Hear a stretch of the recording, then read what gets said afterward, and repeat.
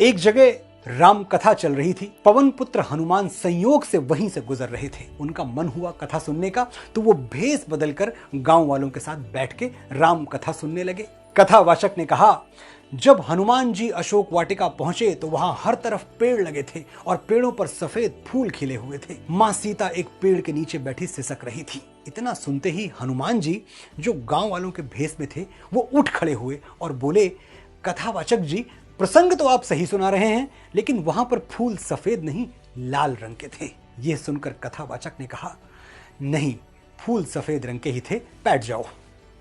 हनुमान जी अपने वास्तविक स्वरूप में आ गए और बोले, मैं स्वयं पवन पुत्र हनुमान हूं, मैं ही गया था अशोक वाटिका, मैं कह रहा हूं कि फूल लाल रंग के थे। कथावाचक ने फिर उन्हें प्रणाम किया और बोले, महावीर, वहां फूल सफेद ही थे। अब हनुमान जी बहुत आहत हो गए। उन्हें अच्छी तरह से याद था कि फूल लाल रंग के थे। हनुमान जी तुरंत भगवान श्री राम के पास पहुंचे, उनसे कहा, प्रभु, वो कथावाचक बता रहा है कि अशोक वाटिका में फूल सफेद रंग के थे, जबकि फूल तो लाल रंग के थे। मैंने देखा था, मैं वहां था। श्री राम मुस्कुराए और बोले, हनुमान, फूल सफेद रंग के ही थे।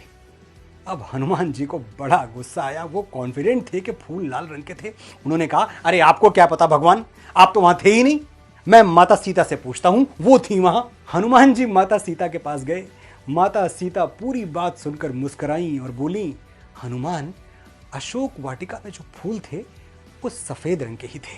अब हनुमान जी एकदम बेचैन हो गए। उन्हें अच्छी तरह याद था कि फूल लाल रंग के थे, तो ऐसा कैसे हो सकता है कि कथावाचक स्वयं श्री राम और माता सीता सब लोग गलत बोले। अंततः वो वापस कथावाचक के पास गए और उनसे कहा, आप ही शंका का समाधान करें। कथावाचक ने कहा, मेरे पूज्य बजरंगबली, अशोक वाटिका में फूल सफेद रंग के ही थे, लेकिन अपनी माता जगत जननी मां सीता को वहां यातना में, कष्ट में देखकर आपकी आंखों में क्रोध से रक्त उतर आया था, इसीलिए आपको सफेद फूल भी लाल दिखाई दे रहा था।